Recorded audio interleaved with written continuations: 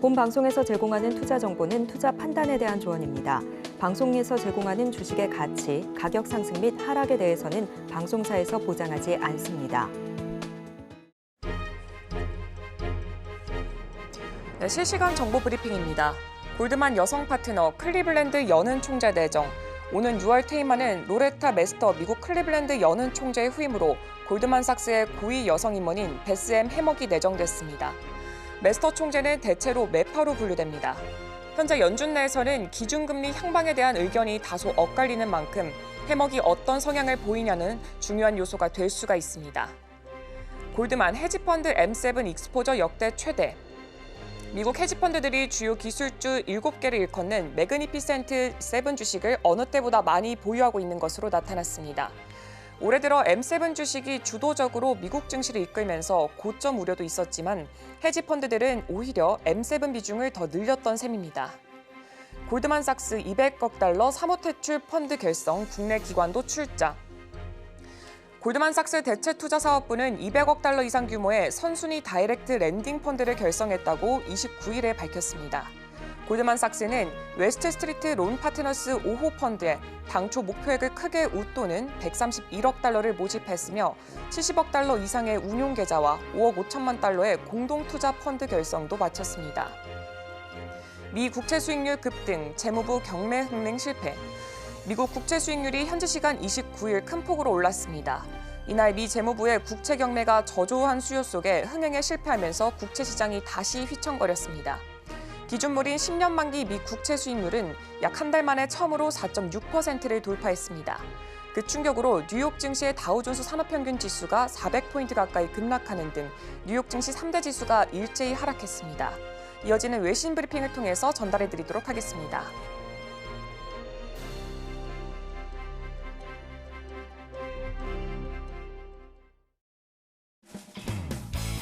네, 여러분의 성공 투자를 책임지겠습니다. 안녕하십니까. 증시7 진행의 오은비입니다.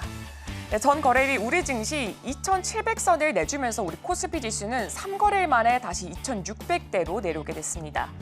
한편 약 2시간 전에 마감했던 뉴욕 증시 같은 경우에는 국채 금리가 점점 상승한다는 소식에 3대 지수 모두 하락하면서 마무리를 했습니다.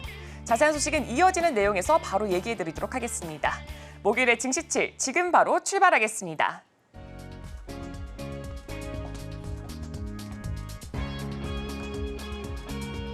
네, 먼저 뉴욕 증시 3대 지수 먼저 살펴보도록 하겠습니다. 네, 전 거래일에 뉴욕 증시 3대 지수, 미국 국채 금리가 상승한다는 소식 속에 3대 지수는 모두 하락하면서 마무리를 했습니다. 좀 자세하게 지수부터 살펴보겠습니다. 네, 다우산업지수 같은 경우에는 1.06% 하락하고 또 나스닥 종합지수는 0.58%, S&P 500 지수도 0.74% 하락하면서 3대 지수는 모두 하락 마무리를 했습니다. 네, 이어서 간밤에 있었던 글로벌 소식들 바로 전달해드리도록 하겠습니다. 네, 미국의 경제 활동이 4월 들어서도 확장세를 이어갔다는 연준 진단이 나왔습니다. 이 연준은 29일에 발표한 이 5월의 베이지북에서 미국 내 12개 지역 여는 담당 지역 중에서 이 대부분 지역에서 소폭 내지 다소 완만한 성장세가 이어졌다며 이처럼 평가했습니다. 2개 지역에선 경제 활동에 변동이 없었습니다. 소매 지출은 변화가 없거나 지역에 따라 소폭 상승했습니다. 이 경기 변동에 민감한 의미 소비재 지출이 약화한 데다가 소비자들의 이 가격 민감도가 높아진 상황이 반영이 됐습니다.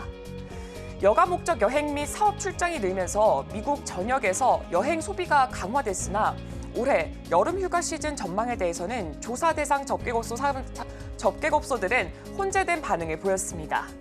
이 빡빡한 대출 조건과 높은 금리 탓에 대출 증가는 제한된 모습을 보였고 또 주택 수요는 완만한 증가세가 이어진 것으로 조사됐습니다. 이 고금리로 주택 판매가 타격을 입은 가운데 단독주택 신규 건설은 증가했다고 파악됐습니다. 이 조사 대상자들은 경제 전망과 관련돼서 이 불확실성과 하방 위험이 커지는 가운데 이 비관적인 전망이 다소 늘었다고 보고서는 평가하고 있습니다. 이 베이지북은 미국 12개 연은이 담당 지역별로 은행과 기업 그리고 전문가 등을 접촉해서 최근 경제 동향을 수집한 경제 동향 관련 보고서로 통상 통화 정책을 결정하는 이 FOMC 회의 2주 전에 발표가 됩니다.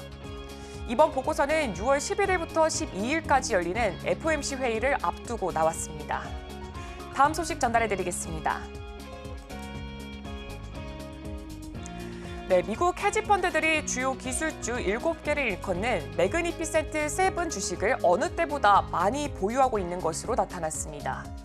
올해 들어서 M7 주식이 주도적으로 미국 증시를 이끌면서 고점 우려도 있었지만 헤지펀드들은 오히려 M7 비중을 더 늘렸던 셈입니다. 현지 시간 29일 골드만삭스의 프라임 브로커러지 탐팀은 투자자들에게 배포한 최근 노트에서 이 헤지펀드들의 빅테크 위험 노출이 지난주 최대치를 기록했다고 밝혔습니다. 이 골드만은 이 M7 주식은 헤지펀드들의 미국 개별 주식 순 익스포저에서 비중이 20.7%까지 늘어났다며 이는 우리가 집계한 바로는 역대 최대 수준이고 또 작년 여름께의 20%도 넘어선 것이라고 말했습니다. 이 M7 주식은 마이크로소프트, 애플, 엔비디아, 알파벳, 아마존, 그리고 메타 플랫폼스, 테슬라 등 대형 기술주 7개를 가리키고 있습니다. 올해 들어서 미국 주가 지수가 연일 최고치를 경신하는 과정에서 M7은 주도적인 역할을 했고요. 헤지펀드들의 M7 익스포저도 18개월 전과 비교했을 때 2배 이상 늘어났습니다. 골드만은 헤지펀드들의 미국 개별 주식 순 익스포저에서 M7의 비중은 2023년 초에는 9.3%였으나 올해 초에는 17.3%까지 급증을 했고 이번 여름에는 20%를 넘어섰다고 전했습니다. 다음으로 호주 소식 전달해드리겠습니다. 호주의 올해 4월 물가 상승률이 예상치를 웃돌았습니다. 29일 호주 통계청은 지난 4월에 소비자 물가 지수가 전년 같은 기간 대비 3.6% 상승했다고 발표했습니다. 이 시장의 예상치보다 0.2%포인트 높은 수치입니다. 지난 3월과 비교했을 때는 CPI는 0.1%포인트 높아졌습니다. 주택과 식료품 및 비알코올 음료 그리고 주류 및 담배, 교통 등이 이 호주의 4월 물가 상승을 이끌었습니다. 이 호주 통계청은 연간 조정 평균 인플레이션은 4월에 4.1%로 3월에 4%에서 소폭 상승했다고 설명했습니다. 이 지표 발표 이후에 호주 달러 대 달러 환율은 반등했습니다. 이 예상보다 높은 물가 상승률에 호주 중앙은행의 이른 금리 인하 기대가 후퇴를 하면서 호주 달러 가치가 상승한 겁니다. 이어서 독일 소식 전달해드리겠습니다. 네, 독일의 5월 소비자 물가가 1년 전 대비했을 때 2.4% 오른 것으로 잠정 집계됐다고 독일 통계청이 29일에 밝혔습니다. 독일 물가 상승률은 올해 3월, 4월 모두 2.2%로 약 3년 만에 최저치를 기록했다가 이달 들어서 반등을 했습니다. 지난달과 비교했을 때는 0.1% 상승했습니다. 에너지 가격이 1.1% 내려 하락세를 이어갔고 식료품도 0.6%로 평균 물가 상승률을 밑돌았습니다. 서비스 물가는 3.9% 올라 지난달 3.4%보다 상승폭이 커졌습니다. 이 에너지와 식료품을 제외한 근원 소비자 물가는 3% 올라 지난달과 같았습니다. 이 독일 물가는 지난해 12월 이후에 5개월 만에 다시 반등했습니다. 다음으로 일본 소식 준비했습니다. 아다치 세이지 일본은행 정책심의위원회는 엔화 약세가 인플레이션 목표 달성에 위협을 준다면 이 통화 정책으로 대응할 것이라고 밝혔습니다. 29일에 다우존스에 따르면 아다치 위원은 완화적인 통화 여건을 지속할 가능성이 있다며 이 인플레이션 목표 달성 가능성이 커지고는 있지만 아직 완전히 확실하지는 않다라고 말을 했습니다. 이어서 통화 완화 정도를 단계별로 조정하는 것이 중요하다며 시기상조의 금리 인상도 피할 필요가 있다고 언급했습니다. 그는 엔화 약세가 인플레이션 목표 달성을 위협할 경우에 통화 정책 대응을 고려할 수 있다고 강조했습니다. 이 BOJ는 2% 인플레이션 달성을 주요 목표로 세우고 있습니다. 앞서 지난 4월에 BOJ 금융정책 결정회의에서도 엔화 약세에 대한 우려가 컸던 것으로 나타났습니다. 이 의사록 요약본에서는 엔화 약세는 단기적으로 물가를 끌어올려서 경제를 압박할 가능성이 있고 또 중장기적으로는 인플레이션의 기초를 높일 수도 있다라는 문구가 실렸습니다. 다음으로 사우디 소식 전해드리겠습니다. 사우디아라비아가 국영 석유회사 아람코에 주식 일부를 매각을 해서 100억에서 200억 달러를 조달할 계획이라고 월스트리트 저널이 28일에 소식통을 인용해서 보도를 했습니다. 이 사우디는 이 자금을 통해서 현재 진행 중인 네옴시티 건설, 그리고 글로벌 항공사 출범, 그리고 전기 자동차 제조 허브 구축 등 이 대규모 프로젝트에 투입을 하겠다는 의견을 내놓았습니다. 사우디 정부는 이 아람코의 배당에 의존을 해서 비전 2030 자금을 조달하고 있습니다. 하지만 배당 수익률이 약 6.5%에 그치는 데다가 이 대규모 프로젝트를 동시에 추진함에 따라 자금 부족에 시달리고 있습니다. 이 정부 재정도 2026년까지 적자가 예상이 됩니다. 이에 사우디 정부는 과거에도 이 아람코 지분을 매각한 바가 있으며 2019년에 사우디 타다올 증권거래소 상장 당시에는 기업 공개를 통해서 294억 달러를 조달을 했습니다. 올해 초에는 120억 달러 규모의 채권을 발행을 했습니다. 이번에도 사우디 정부는 최대 500억 달러 규모의 주식 매각을 목표로 삼았으나 타다올 증시 규모가 작아서 감당하기는 어렵다고 판단을 했습니다. 이 월스트리트 저널은 200억 달러 주식 매각에 성공을 하게 된다면 아마 사상 최대 주식 매각 기록을 달성하게 된다며 이는 알리바바의 2014년 IPO에 근접한 규모라고 설명했습니다. 다음 소식 전달해드리겠습니다. 미국 에너지 기업 헤스 주주들이 석유 메이저 기업 세브론과의 530억 달러 규모 인수 합병안을 승인했다고 28일에 로이터 통신이 보도를 했습니다. 이 헤스의 최고 경영자들은 대다수의 주주들이 이 전략적 거래의 강력한 가치를 인정을 했다며 합병이 성공적으로 완료되기를 기대한다고 밝혔습니다. 헤스는 석유와 천연가스 그리고 탐사 사업을 하는 독립 에너지 기업입니다.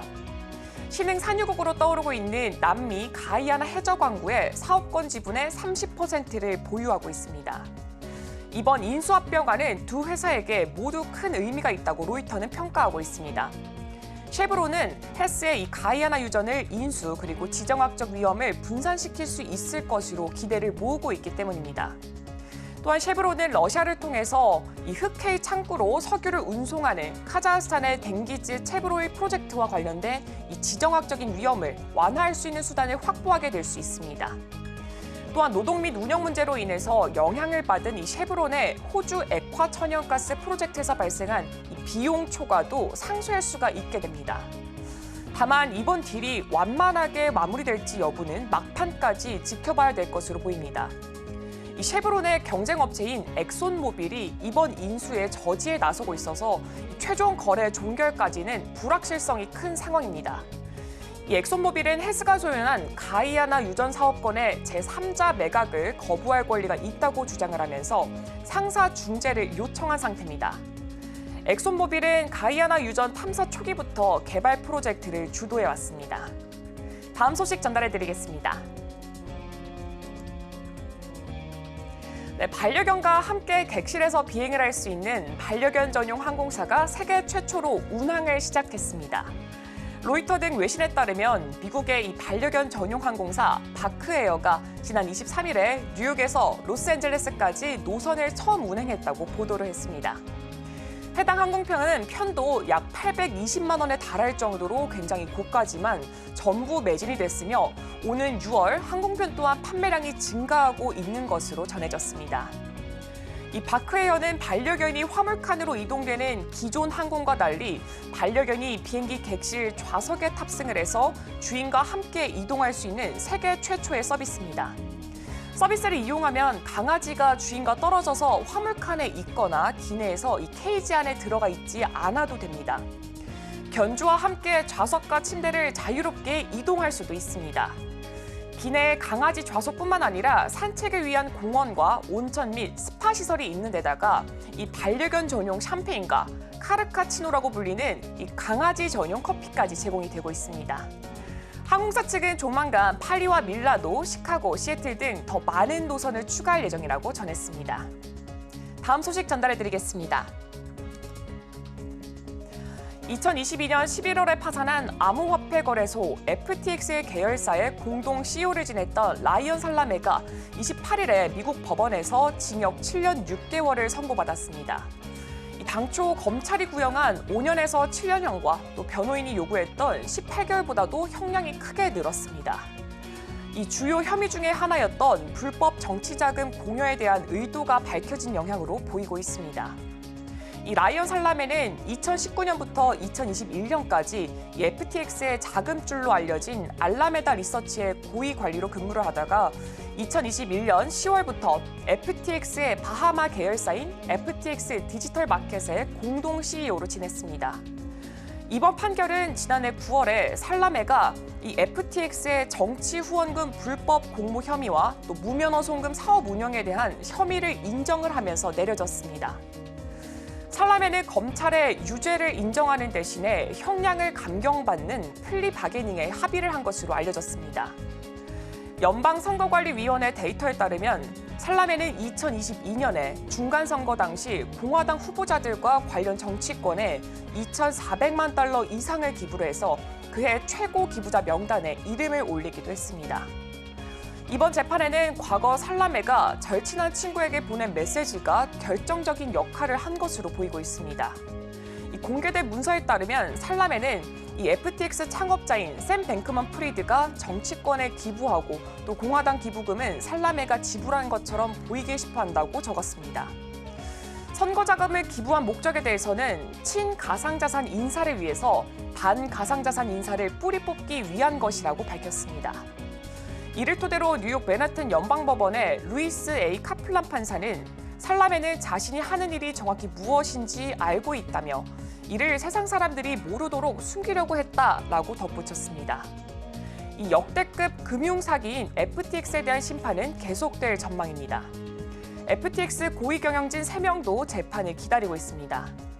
FTX 자회사인 알리메다 리서치의 캐롤라인 앨리슨 전 CEO, 그리고 게리 왕 FTX 공동 창업자, 니샤드 싱 FTX 전 수석 엔지니어 등이 참여됩니다.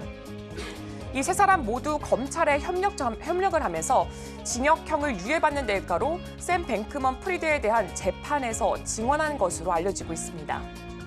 샘 뱅크먼 프리드 FTX 창업자는 지난 3월에 진행된 1심에서 사기, 돈 세탁, 불법 선거자금 공여 등의 혐의로 징역 25년형을 선고받았습니다.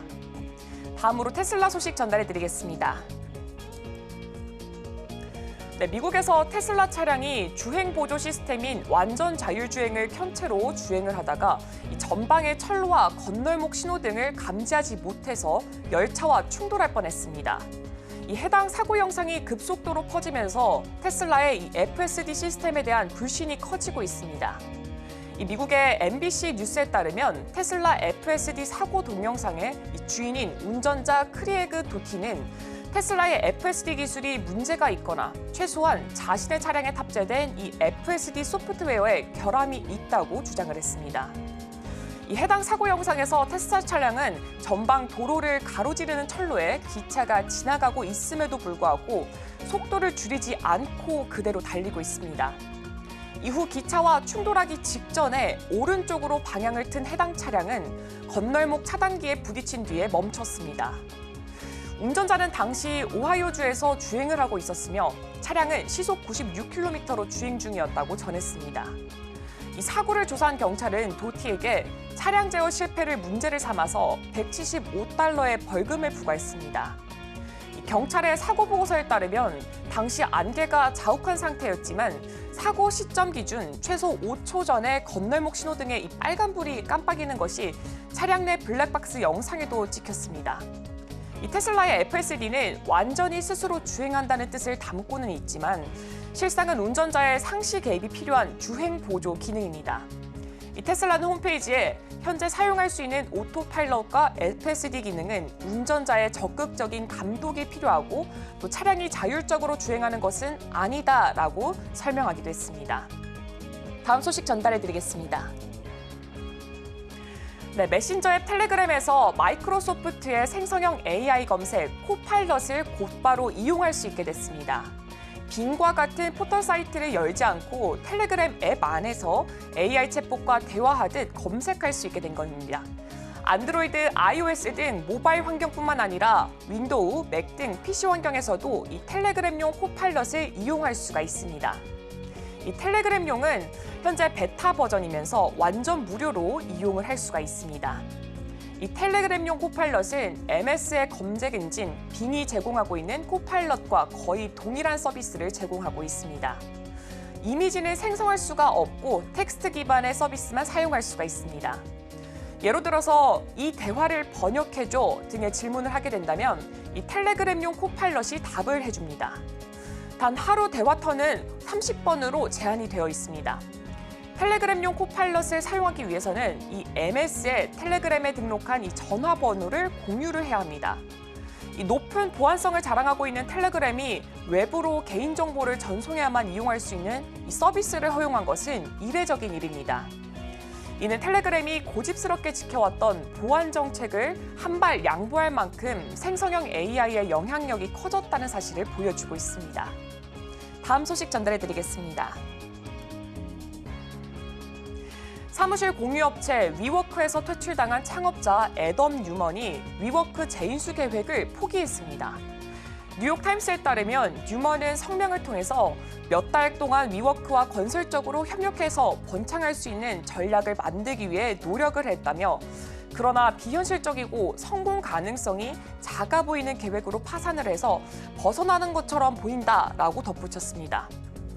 뉴먼은 위워크의 인수가로 5억 달러 이상을 제안을 했지만 지난주 위워크는 파산에서 벗어나기 위한 계획을 발표를 했습니다. 지난달 미국 파산법원은 40억 달러에 달하는 회사 부채를 탕감하는 이 구조조정 계약을 승인을 했으며 일본 기술 투자자인 소프트뱅크에 4억 5천만 달러 신규 자금 지원을 받을 수 있게 됐습니다. 위워크를 또한 미국과 캐나다에서 임대료 약정을 110억 달러 절감할 수 있는 임대 포트폴리오 검토를 완료하였다고 전달했습니다. 한편 2019년 뉴먼은 위워크의 비즈니스 모델과 기업 지배 구조에 대한 의문이 제기되며 기업 공개가 실패로 돌아가자 이사와 투자자들의 압력으로 인해서 최고 경영자 자리에서 물러나게 됐습니다. 한때 470억 달러라는 놀라운 기업 가치를 인정받았던 위워크는 2023년 11월 이 팬데믹으로 인해서 오피스 수요 약화로 파산 신청을 했습니다.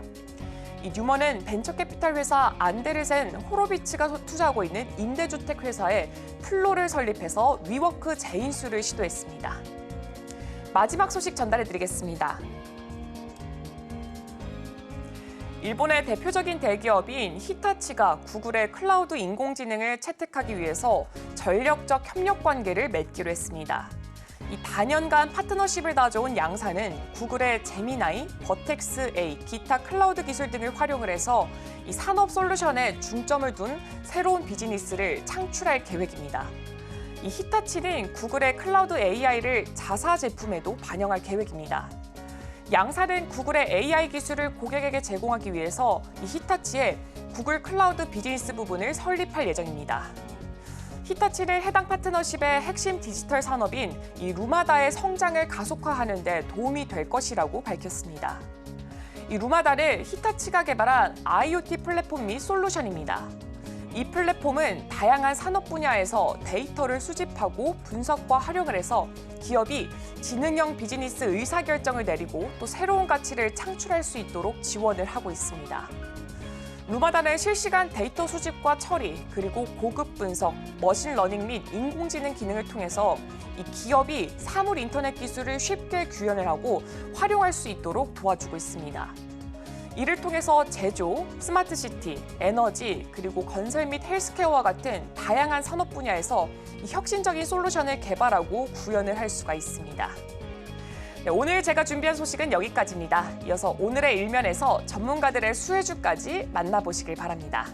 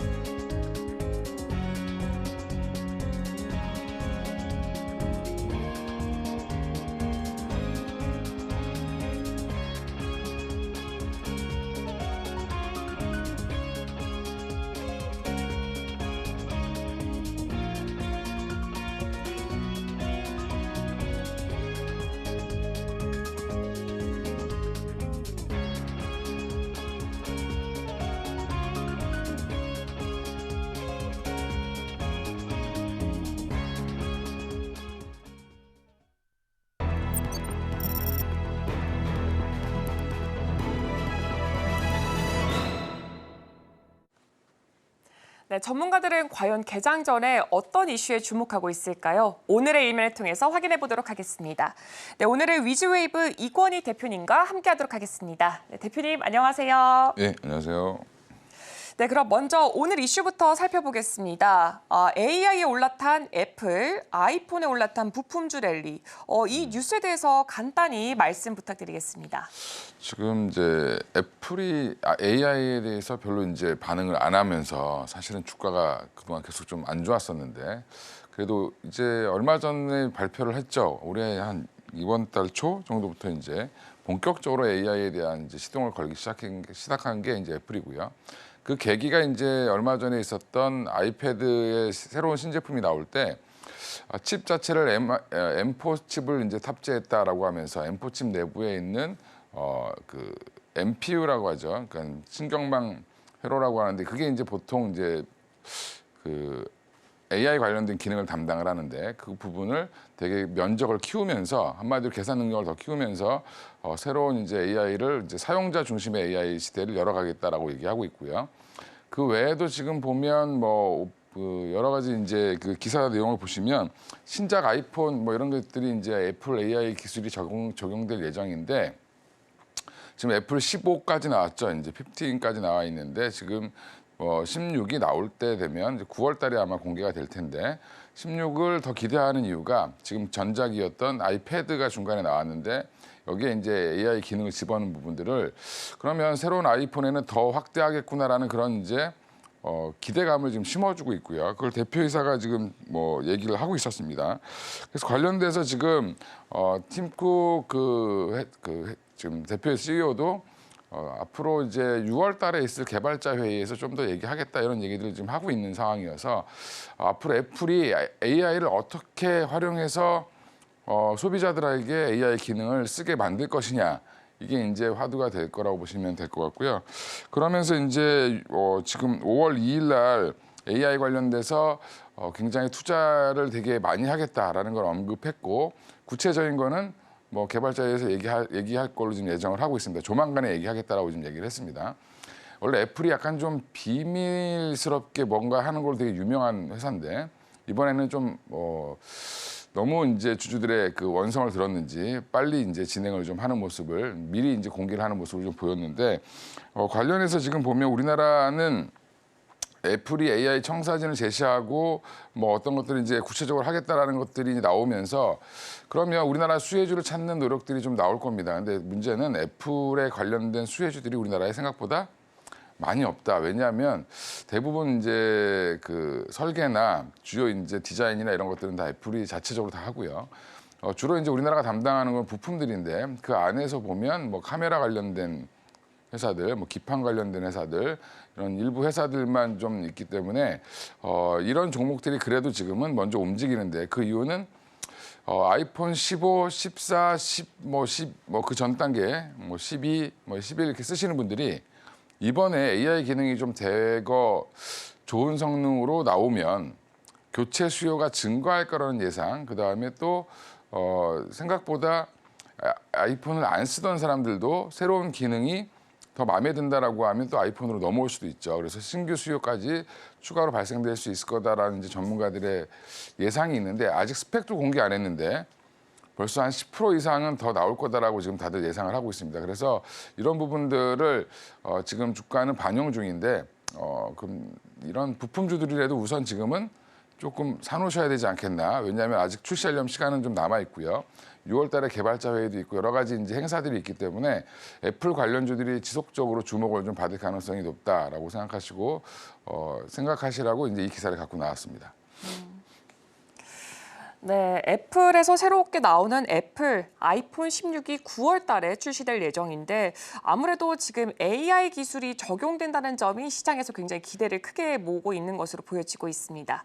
네, 그럼 대표님 일단은 그럼 이 뉴스를 투자자들이 입장에서 봤을 때는 어떤 키워드를 좀 중점적으로 봐야 될까요?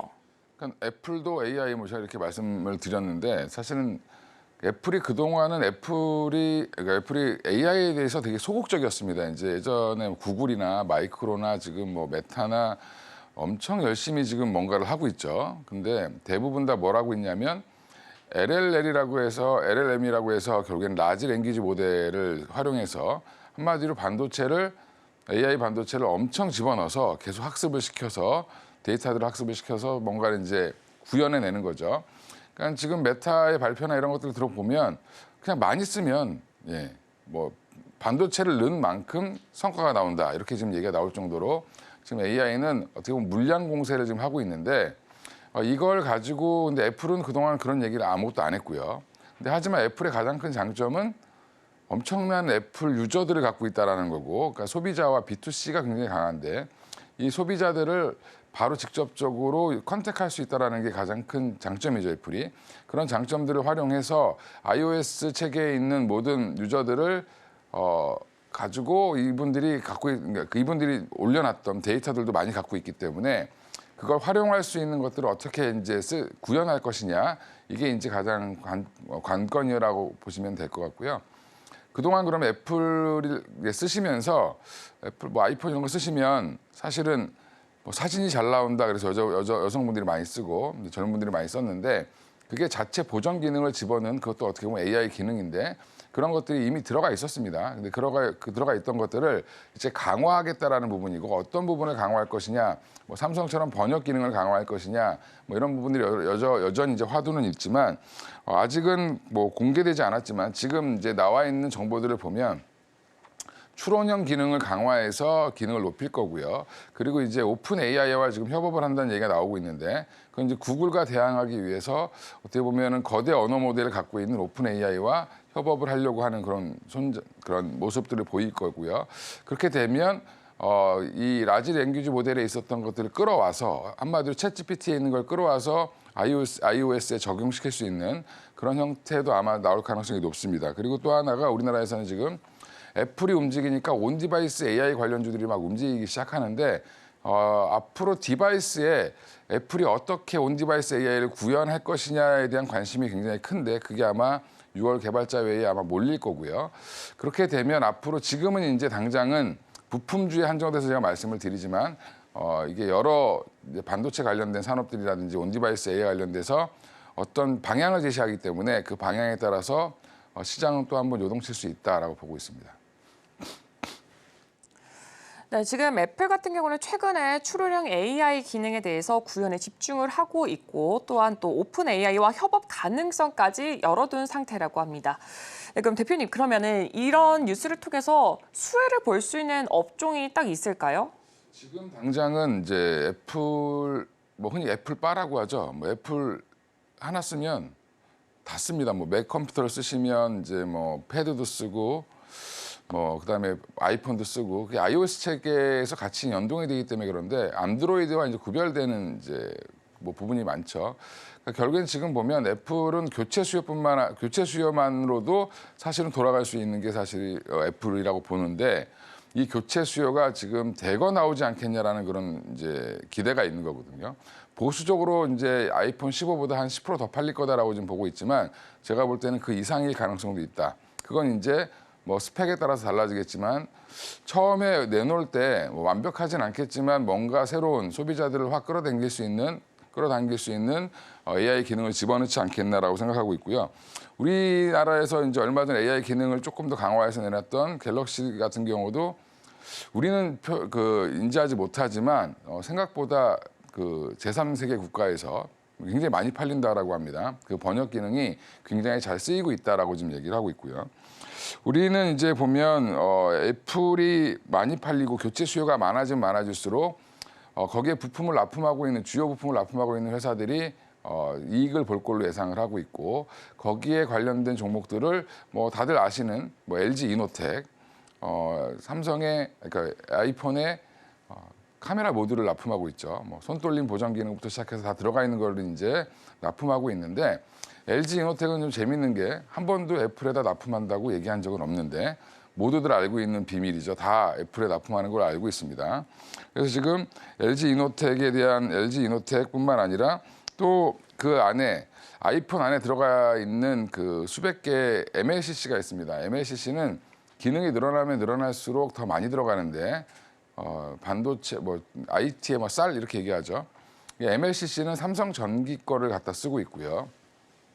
또 하나가 이제 BH라고 회로 기판을 이제 주로 납품하는 회사인데 여기도 회로 기판도 BH 거를 갖다 쓴다. 그래서 BH, LG 이노텍 보면 거의 차트 모양이 비슷하게 움직이는 모습을 보이고 있고요.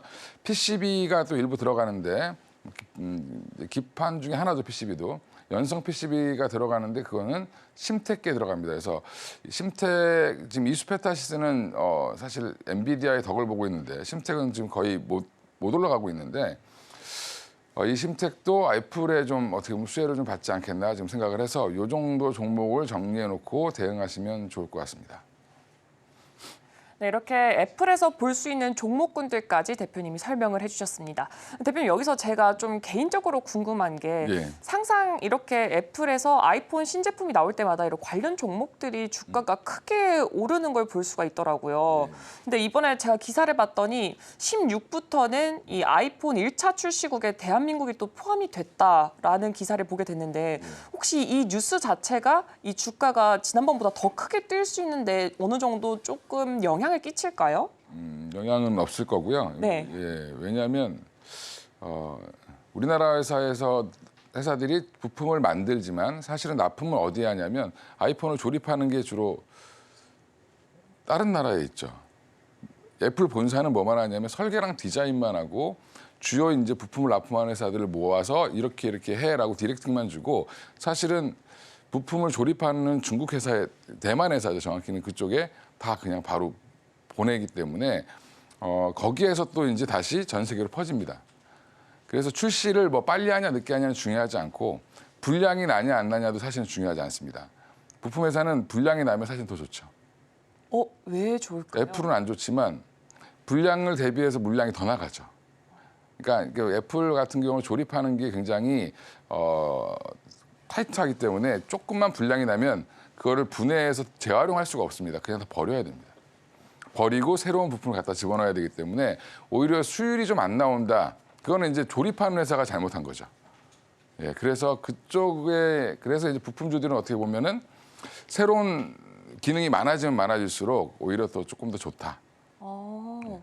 그러면은 어떻게 보면은 아이폰 자체에서 분량이 나더라도 부품주만큼은 좀 강건하게 네, 올라갈 여력이 있다라는 걸로 보여질 수도 있는 거네요. 그렇죠. 이제 분량이 나서 아예 그냥 뭐 사용자들이 쓰기 어렵거나 뭐 옛날에 노트 7처럼 뭐 화재가 난다거나 이렇게 되지만 않으면 이제 조립 단계에서 문제가 생겼다라고 하는 부분들은 거기에서 이제 개선하는 과정에 부품주들 입장에서는 뭐 상관없습니다. 그냥 더 많이 주면 됩니다.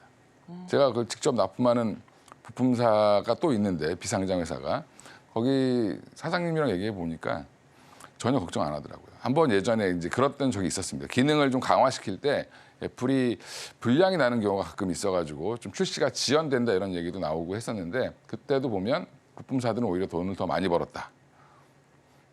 그렇게 말씀드리겠습니다. 네, 이렇게 오늘 이렇게 이건희 대표님께서는 AI에 올라탄 애플 그리고 아이폰에 올라탄 부품주 그 안에서도 해당 종목들까지도 정말 꼼꼼하게 짚어주셨습니다. 여러분도 한번 투자하실 때 이런 점 한번 유의해서 투자해 보시면 좋을 것 같습니다. 대표님 말씀 고맙습니다. 예, 감사합니다.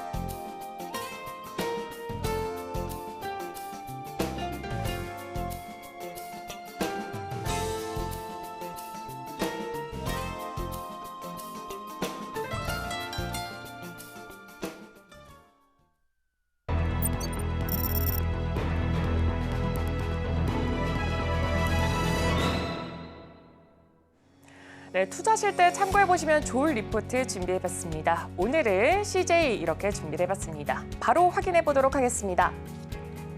네, CJ는 한마디로 파죽지세 올리브영이라고 표현을 할 수 있을 것 같습니다.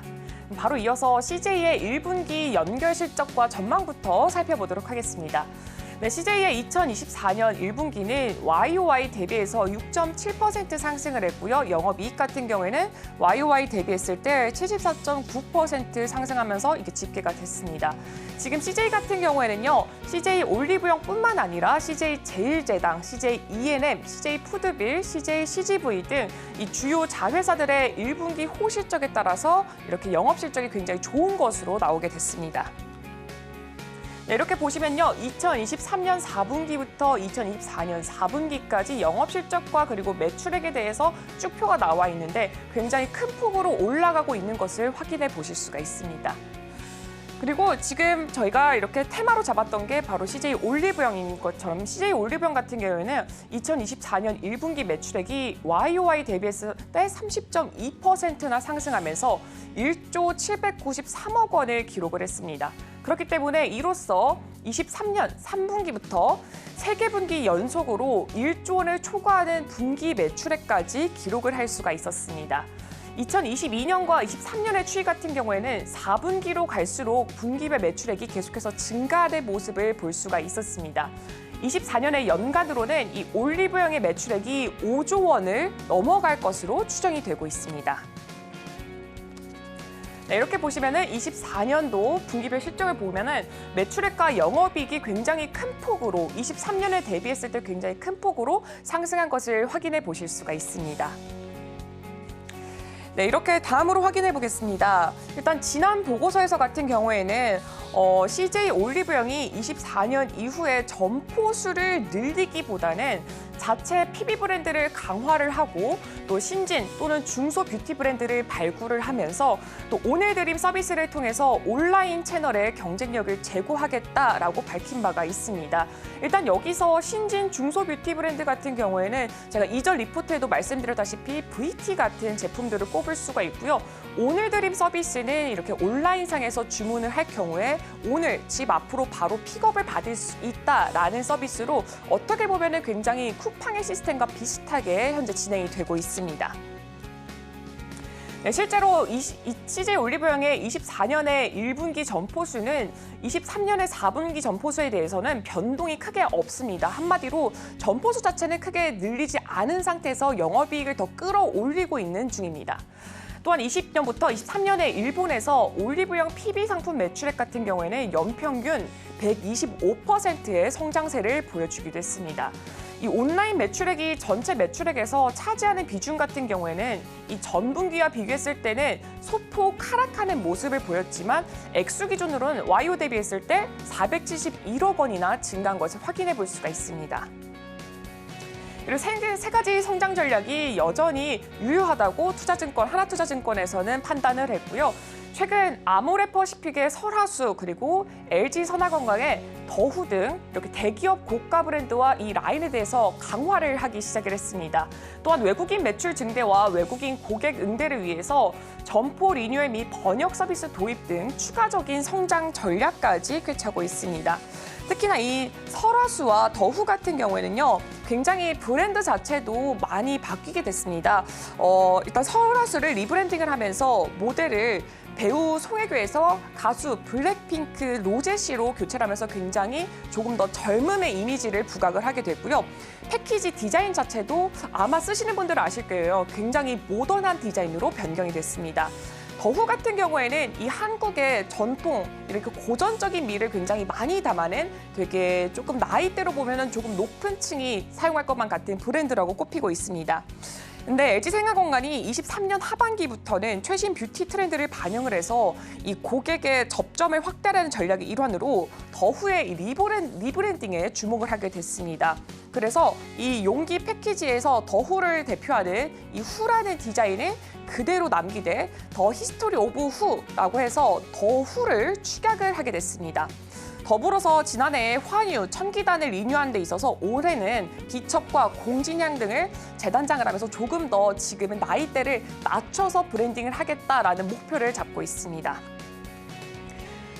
여기서 보시면요, 이렇게 높은 가격대가 굉장히 특징인 브랜드입니다. 아무래도 어머니 때 또래분들이 많이 쓰는 브랜드지만 이거를 조금 더 젊은 연령대 고객을 유인하고자 많은 노력을 기울이고 있습니다. 그리고 CJ 올리브영 같은 경우에는 23년부터 온라인몰의 프리미엄 화장품 전문가인 이 럭스 에디트 섹션을 운영하고 있습니다. 그렇기 때문에 이쪽에 아마 들어갈 예정이고요. 더구는 올해 4월 말, 설화수는 올해 5월 초에 럭스 에디트에 입점을 하게 됐습니다. 특히나 이 럭스 에디트 같은 경우에는 해외에서도 고가 라인으로 불리고 있는 화장품들이 여기에 대거 입점한 것을 확인해 보실 수가 있습니다.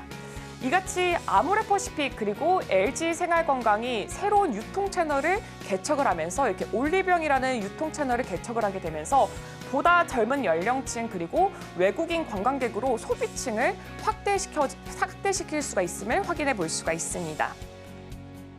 네, 지금 이렇게 사이트를 들어가게 된다면 럭스 에디트라는 칸이 이렇게 따로 표기가 되어 있습니다. 들어가게 되면은 더후라던가 아니면 조금 고가 브랜드의 제품을 올리브영에서 만나보실 수가 있는데 그동안 올리브영 하면은 조금 저렴한 제품, 아무래도 타겟이 10대, 20대, 30대가 아닌가라고 생각이 들 수도 있겠지만 이렇게 새로운 채널을 확대를 함으로써 조금 더 높은 고급 브랜드까지 절충이 된다라는 점을 강조할 수가 있었습니다.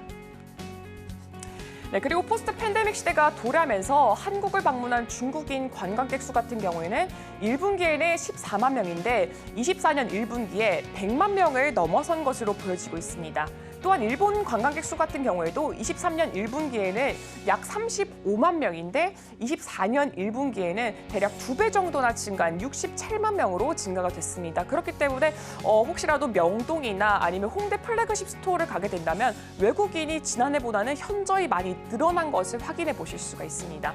아울러 최근 한국을 방문하는 외국인 관광객들이 이 쇼핑 채널을 면세점보다는 로드숍을 조금 더 선호한다라고 나와 있습니다. 면세점 같은 경우에는 아무래도 구매가 조금 더 편리하기도 하겠지만 이렇게 로드샵 같은 경우에는 좀 더 선택폭이 다양해진다는 점에서 이 외국인 관광객들이 선호를 굉장히 많이 하는 것으로 보여지고 있습니다.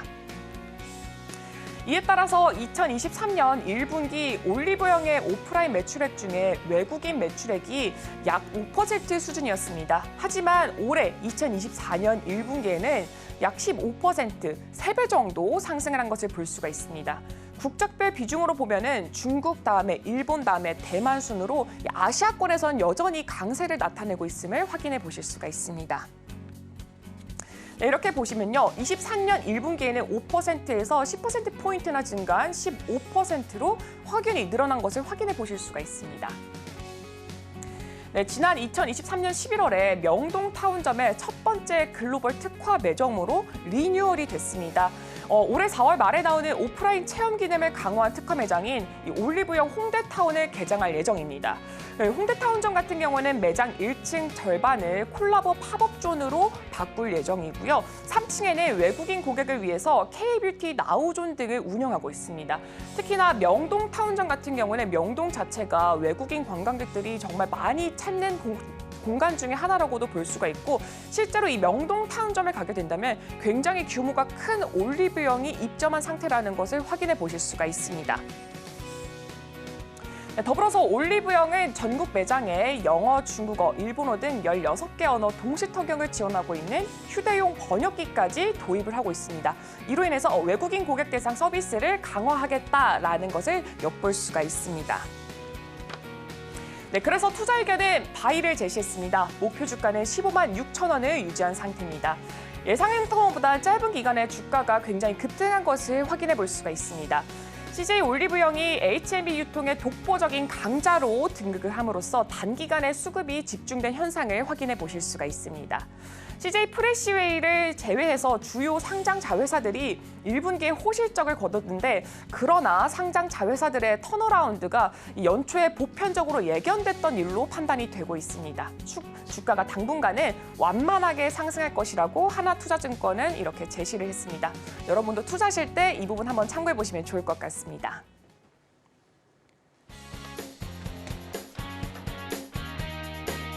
네, 오늘의 핵심입니다. 일정 4월에 관광 통계가 발생할 예정입니다. 오늘 한국관광공사의 24년 4월에 관광 통계 공표가 예정되어 있습니다.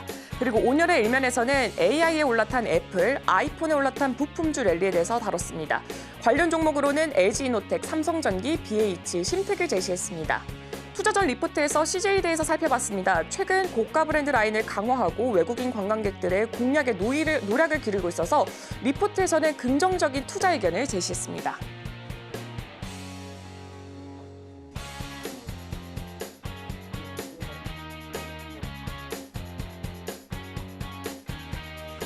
네, 저희가 방송 중에 제공해드린 정보는요, 투자 판단에 대한 참고 자료일 뿐 해당 종목의 가치 또는 상승률을 보장하지 않는 점은 주의해 주시길 바랍니다. 잠시 후 증시 8 오늘의 승부주가 방송될 예정입니다. 시장에 대한 다양한 얘기부터 승부주에 대한 힌트까지 참고해 보시면 좋을 것 같습니다. 오늘 저희가 준비한 소식은 여기까지입니다. 내일 뵙도록 하겠습니다. 시청해 주셔서 고맙습니다.